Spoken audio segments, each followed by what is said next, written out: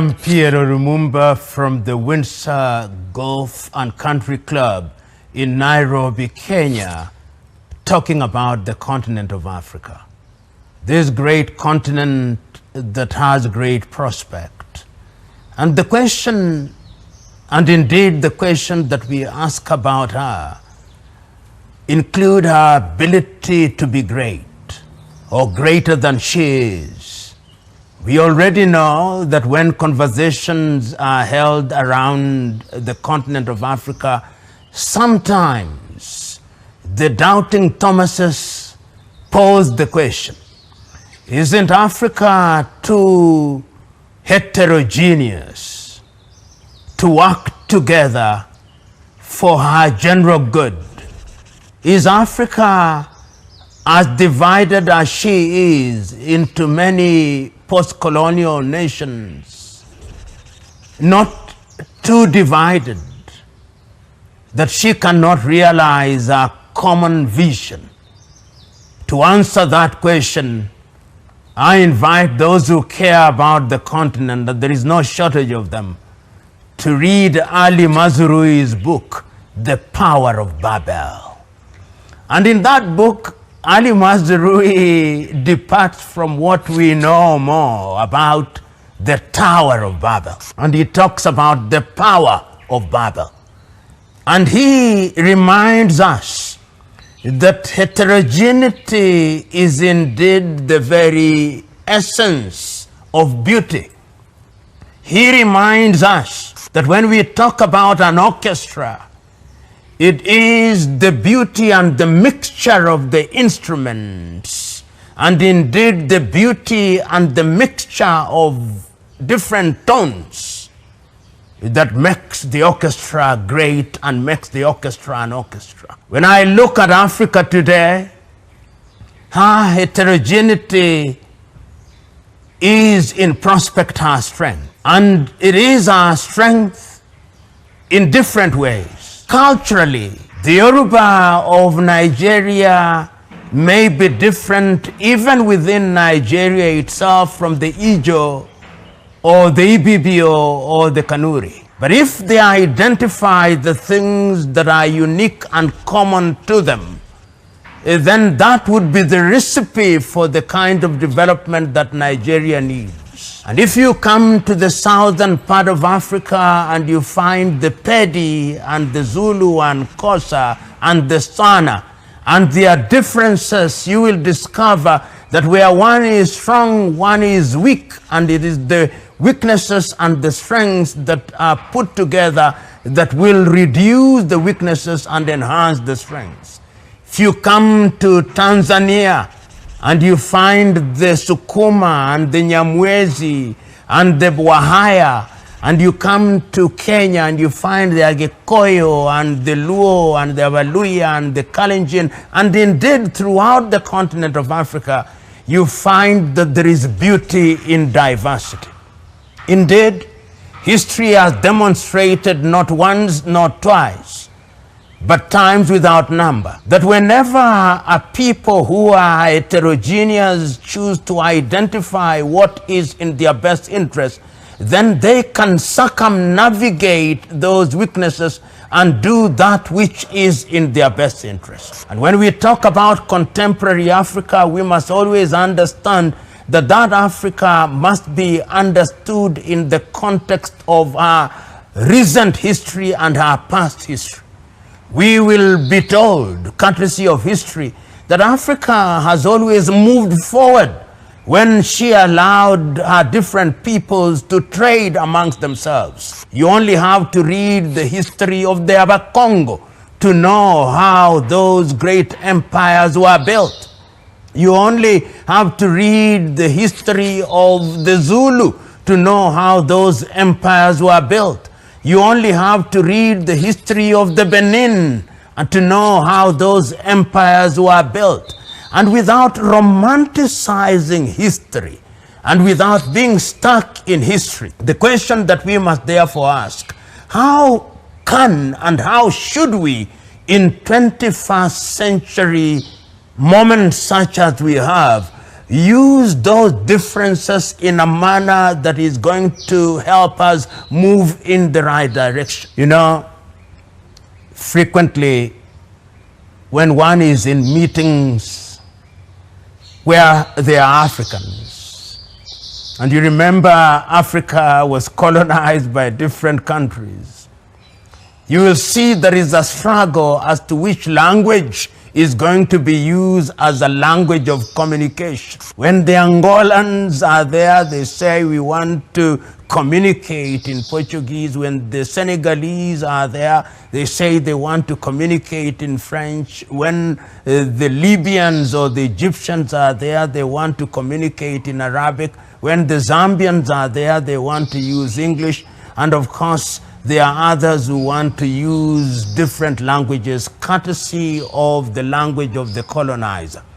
But today we recognize that the differences in languages is not something that ought to be condemned.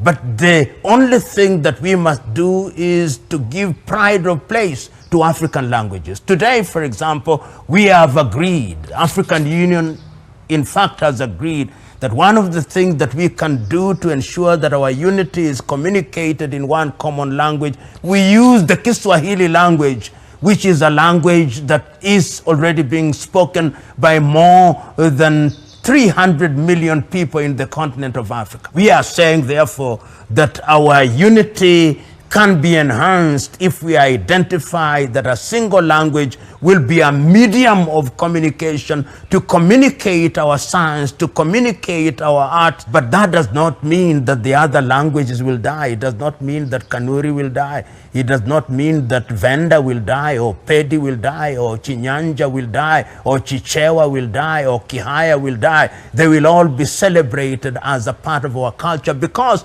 culture is now a multi-million-dollar industry. And if indeed culture is a multi-million-dollar industry, how can we use our heterogeneity to ensure that that culture is enhanced and given its pride of place through our interaction? You know that many of our artifacts, which are based on our culture and heterogeneity, are now to be found in museums in Europe, such as the Louvre or Guggenheim museums, or the British Museum or the American museums.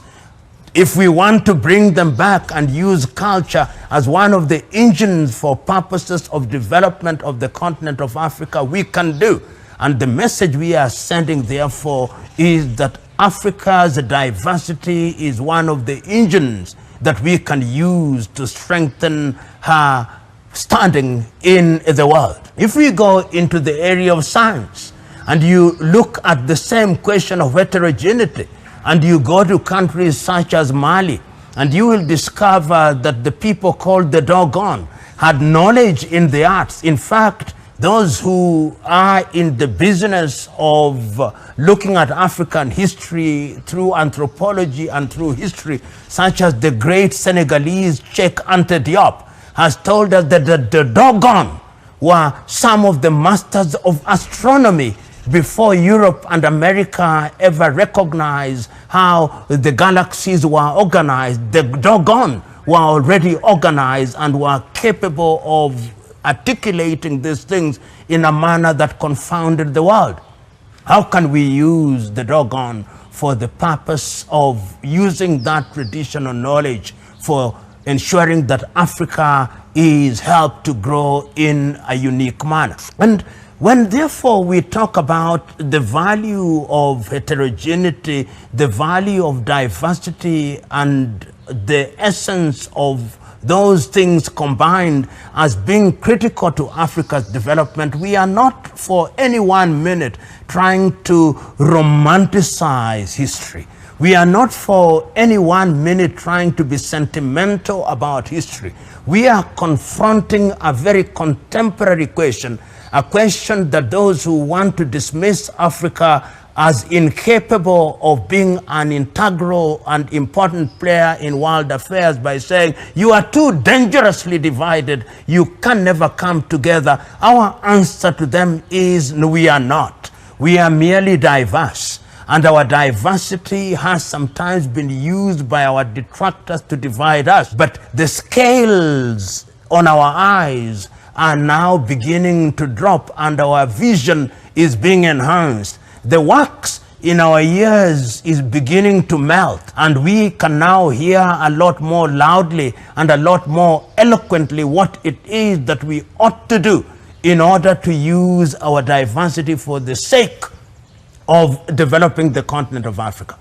You know, this continent is also unique in her ability not only to celebrate her diverse culture, but also to welcome other cultures. Look at the continent of Africa and see how she has succeeded in welcoming other civilizations. She has welcomed people from Lebanon. She has welcomed people from Europe. She has welcomed people from India. She has welcomed people from China. She has welcomed people from Arabia. And we are saying to ourselves, we are not in the business of discrimination. We are in the business of telling those individuals or groups of individuals that when you come to the continent of Africa, you add to our diversity, and we want you to have faith in the continent of Africa if you must and should help her grow in all the different directions which will help her to realize her potential. You know, it used to be said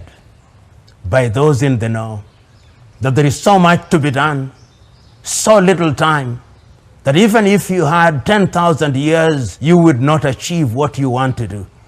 But we know that if each one of us, if each of the components of Africa were to play their part, then each one playing their part can make sure that we do that which requires 10,000 years in a short time in our lifetime. But it is also true that when we talk about Africa, as they say in the language of the Chichewa and in the language of the Chinyanja, that more important to Africa is not her children, but the children of her children. In other words, when we talk about diversity, we are telling ourselves that what we are doing now for the continent of Africa in our diversity is to ensure that future generations participate in the agenda of what will make Africa sustainable and continuously respectable. So, friends of goodwill and fellow Africans, wherever you are, let us remind ourselves that our diversity is our strength. Let us remind ourselves that the beauty of the continent of Africa lies not in her ability, in her diversity only, but her ability to use that diversity for the sake of addressing the issues that confront her. And there are many issues that confront the continent of Africa like others confront them. Whether it's the question of poverty, let us use it for purposes of confronting poverty. So that if one group are farmers, let us use their farming ability using contemporary ways of improving farming. If others are grazers or keepers of cattle, let us use that ability. If others are fisher people, let us use that. And I say this because Africa, as we speak now, is in the business, as Ali Mazrui once again famously said, consuming what she does not produce and producing what she does not consume. But yet I believe that given our diversity, which with it is contained our ability to do different things in different ways, we can make Africa a continent that thrives and make diversity the fuel that will catapult Africa into the realm of sustainable progress. Diversity is our strength, not our weakness.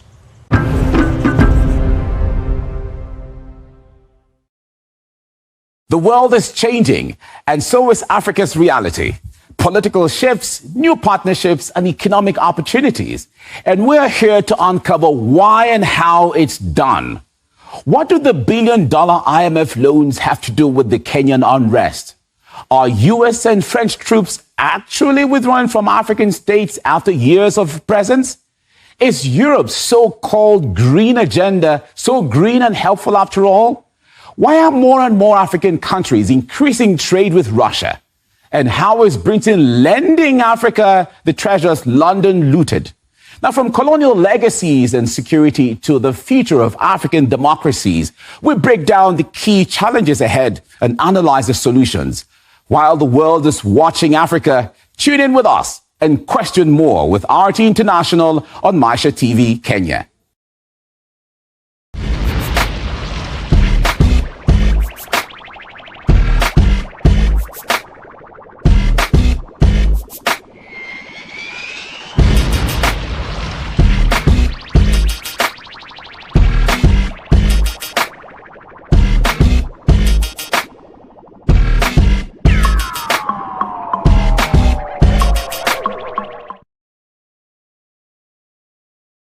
Problem number one is leadership in Africa. What can we do for Africa? That was a wrong question.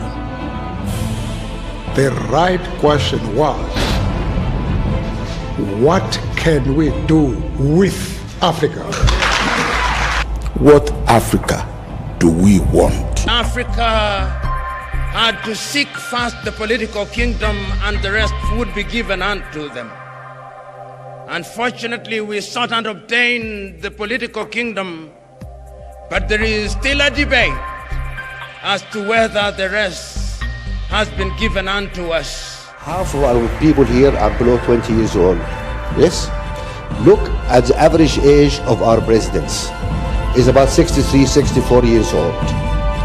We're the only continent in the world where we have presidents at 90 years old, starting new terms. I mean, you guys are crazy or what?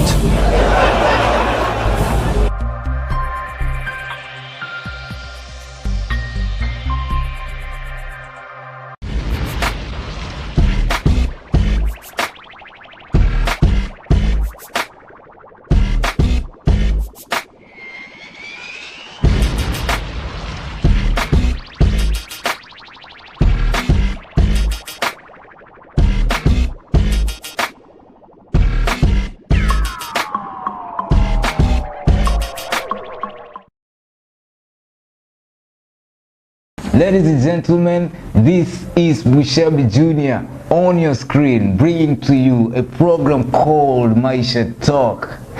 This is where we build your capacity to achieve your dreams and visions. One thing I've learned in life is nobody can ever tell you that you can never be anything or achieve anything in this world. Shut them down. You can achieve anything in this world. And in this program, that is what we are talking about. Principles, attitudes, belief systems, where you are going to gain a lot. You're better off than anybody who's not going to watch this program. This is going to change your life. It's big, it's fun, it's educating, it's entertaining. Right here on Maisha Television, where you choose it, you watch it, and you definitely love it. This keeps me going on those days when I feel like giving up. Fire.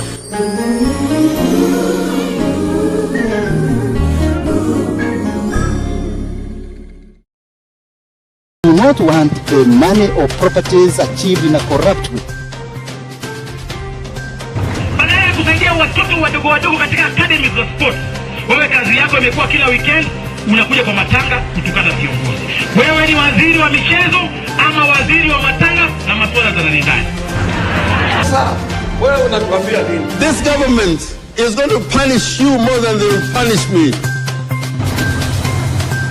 Tuko na mheshimiwa Eugene, tuko na mheshimiwa Lusaka na mheshimiwa Wetangula. I have no problem. I have full confidence in the agencies that we have to do their job. People are out there bandying my brother yesterday. Me, I've said, if he's guilty, aendelee. Lakini hata nyinyi mkuwe na mshike rada. Sasa nyinyi wakati ya kufanya kazi mnasema tafuta Ruto, lakini siku ya kupiga kura mnaniambia tipping. Sasa nyinyi kweli mko na plani?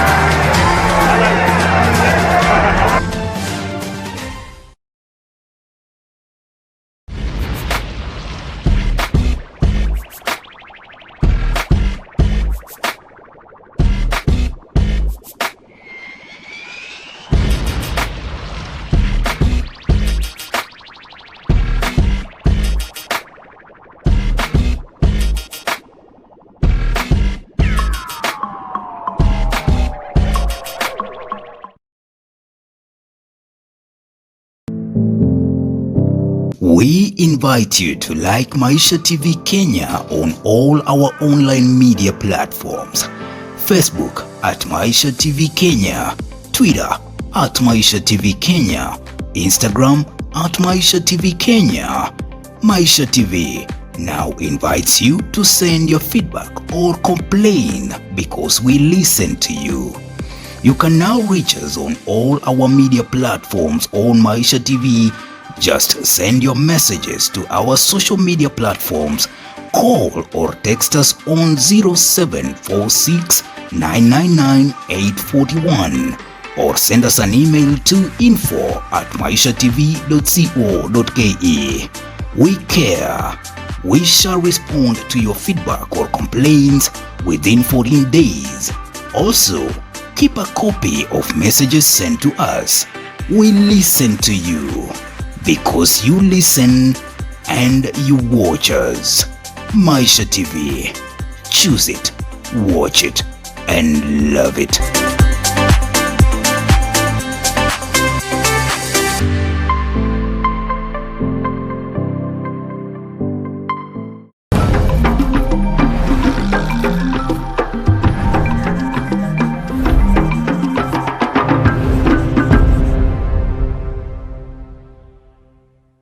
I'm PLO Lumumba here at Kibenda Tea Estate in Kiambu County in the Republic of Kenya.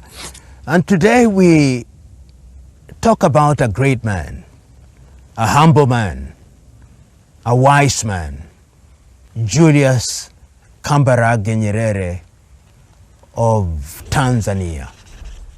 When history is written of African greats, Mwalimu, as he was fondly known, will stand out because he was humility personified. When he was asked at one time, "Are you a politician?" he said, "I'm a reluctant politician. All I ever wanted to be was to be a teacher.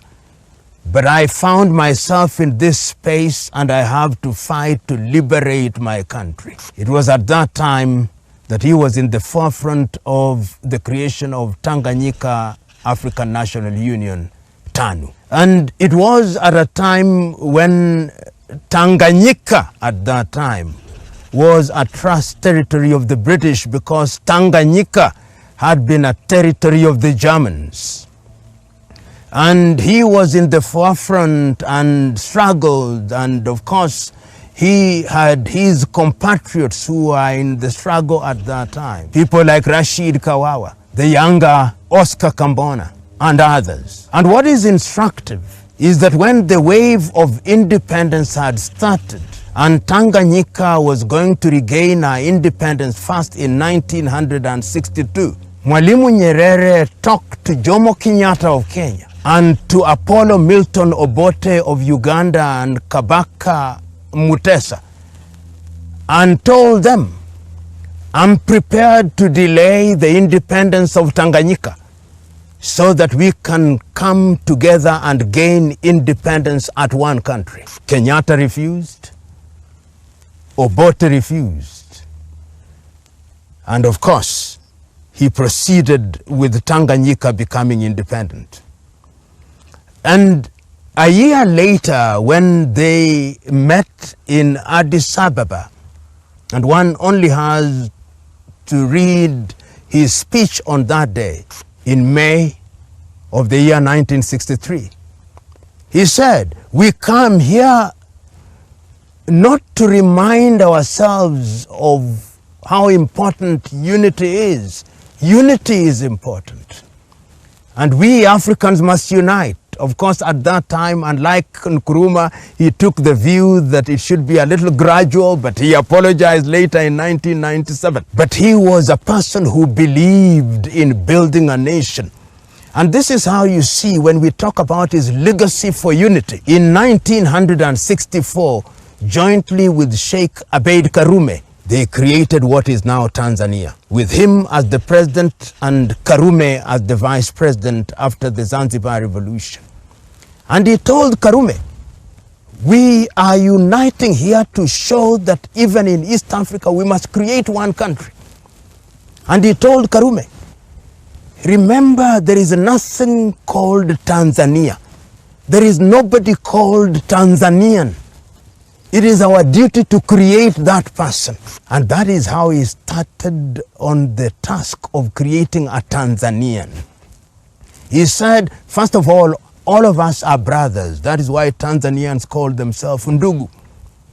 He told Tanzanians, that is how he became famous as Mwalimu, moving from one part of Tanzania to the other and telling them we must use Kiswahili because there are 136 languages in Tanzania.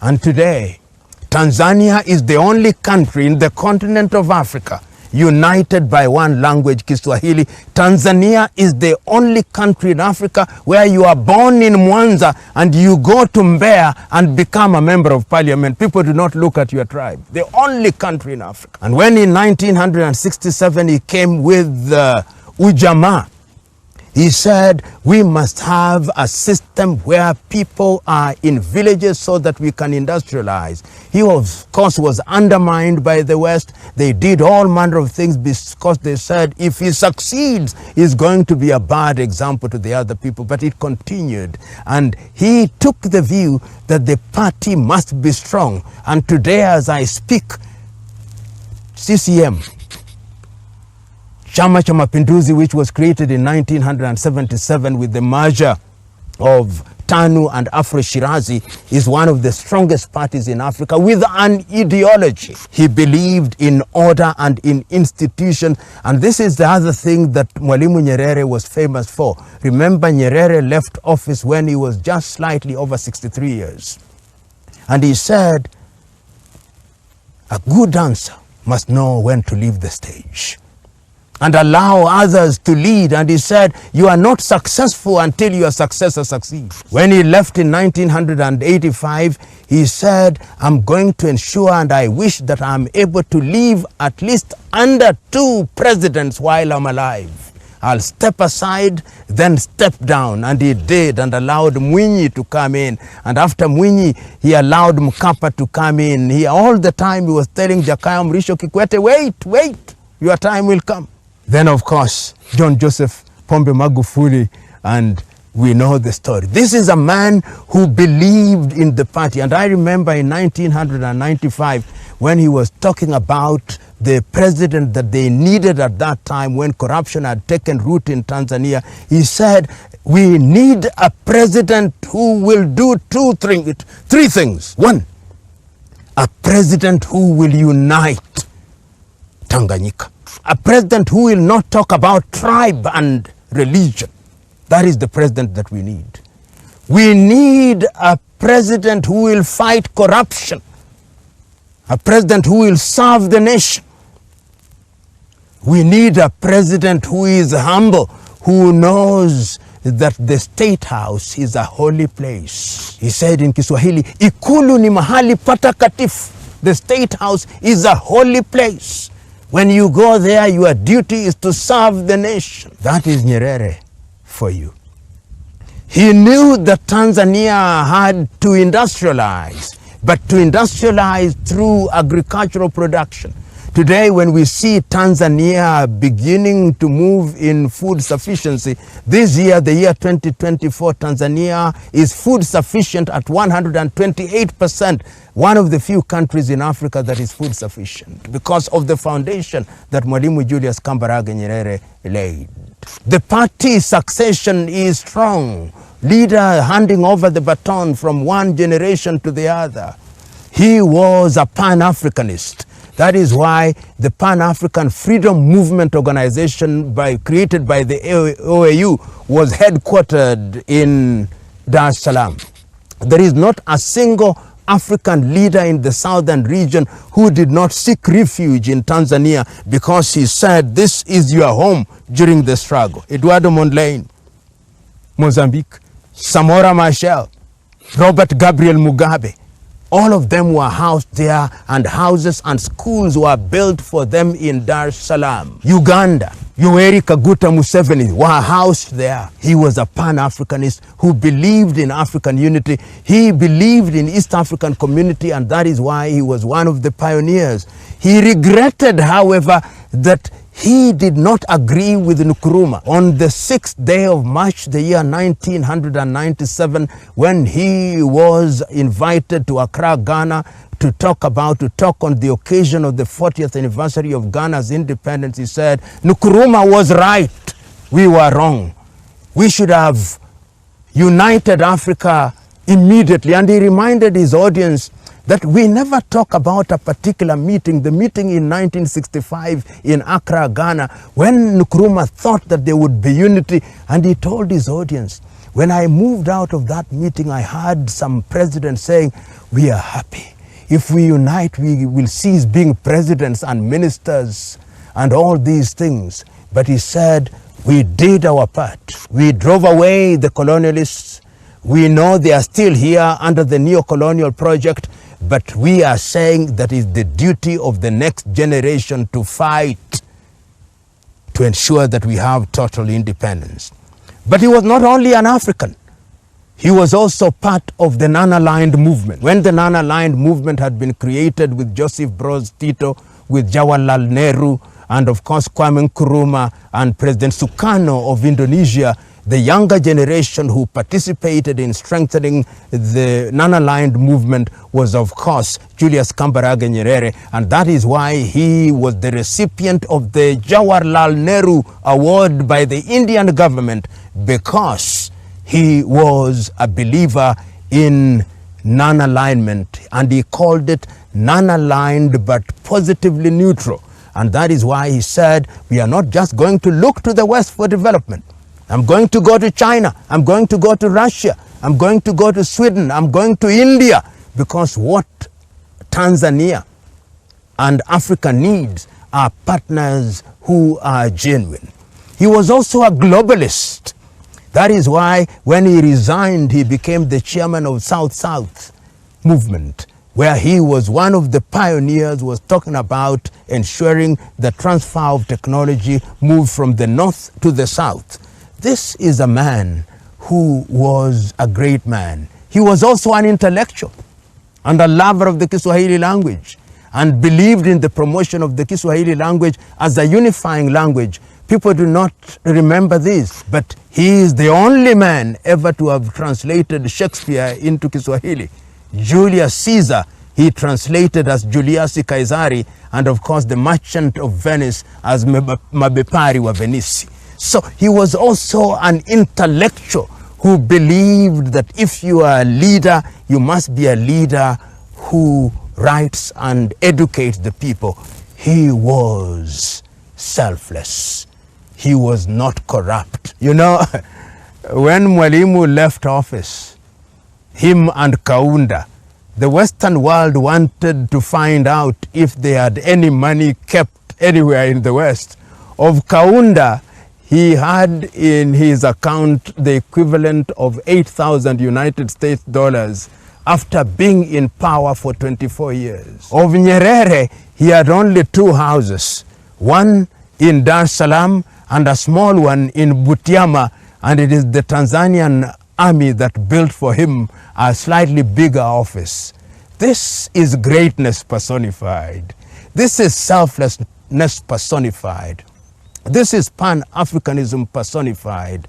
Julius Kambarage Nyerere is a person who is in the pantheon of the greatest African leaders who ever lived.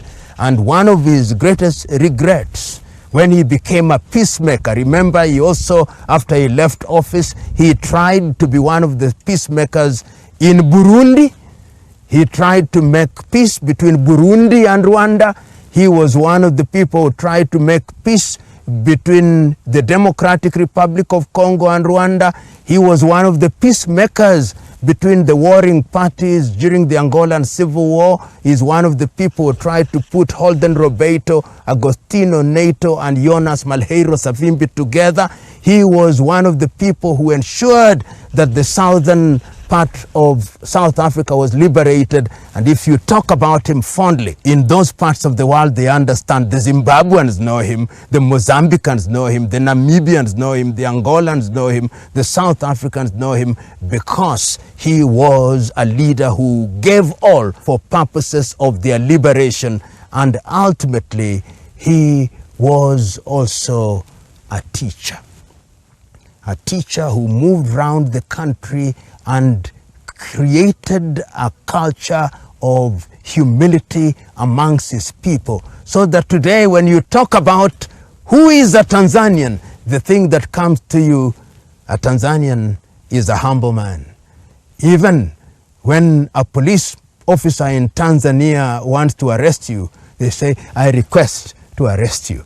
That is Julius Kambarage Nyerere, the man from the Zanaki people in Butiama, a great man indeed. And indeed, history does remember him fondly. It is not known. He was a Catholic, and as I speak to you now, there is a process of making him Saint Nyerere of the Catholic Church. The continent of Africa is a continent that remains attractive. That is why we must continue to discuss her and her people. But we say goodbye, knowing as we do that we'll come back again to continue the discussion and the conversation. Thank you and goodbye.